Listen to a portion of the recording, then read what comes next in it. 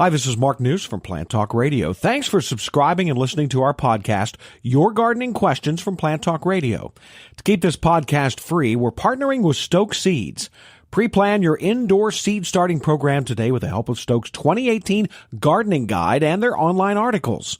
Whether you're adding texture through foliage, choosing a new variety for a splash of color, developing an existing garden, or starting from scratch, Stoke Seeds has some great catalog and online resources to help you through the process.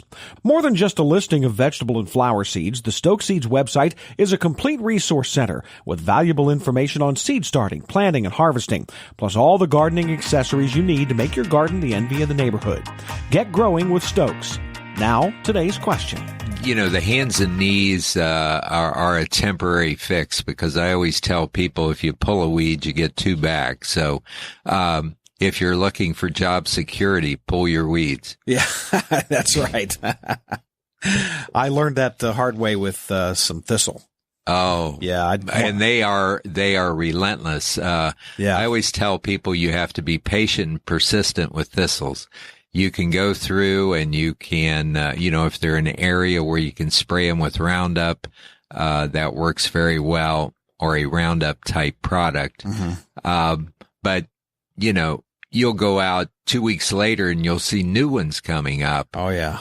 And, you just have to keep after them. And I've seen, areas where it's taken maybe 2 years to eradicate them.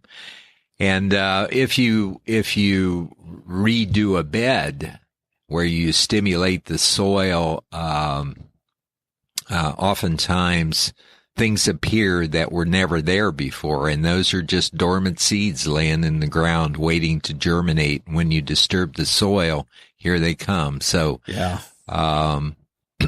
Very important too, if you have thistles anywhere on your property, do not let them go to seed. Oh, boy, yeah.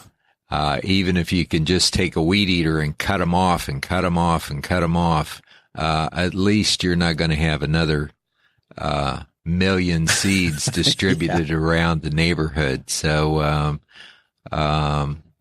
that's very important. I was out in my lawn the other day, and I was cutting the grass, and I noticed a couple little patches of a weed that it almost looks like a ground cover, and it's got tiny little yellow flowers on it. What am I looking at there? Do you have any idea?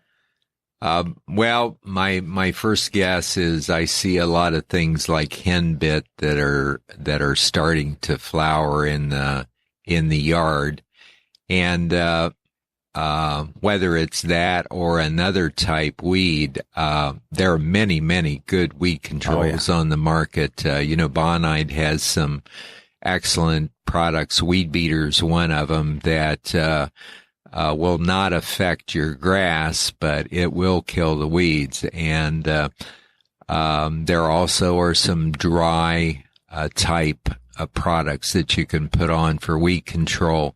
And you want to, if you're using a dry product, be sure that the foliage on the grass and weeds is moist, like early in the morning when there's a dew on the ground, or maybe after you water, but on a day you don't think it's going to rain for 24 hours. Dry products need to stick to the leaves of the weeds long enough to kill them, where liquid products are already wet, and they will go in through the leaves and kill that plant, root and all.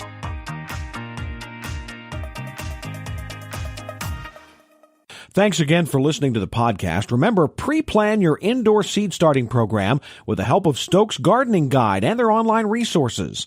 And request your free catalog while you're online. For the best selection of vegetable, flower, and herb seeds available, go to stokeseeds.com. Cultivating successful growers for generations.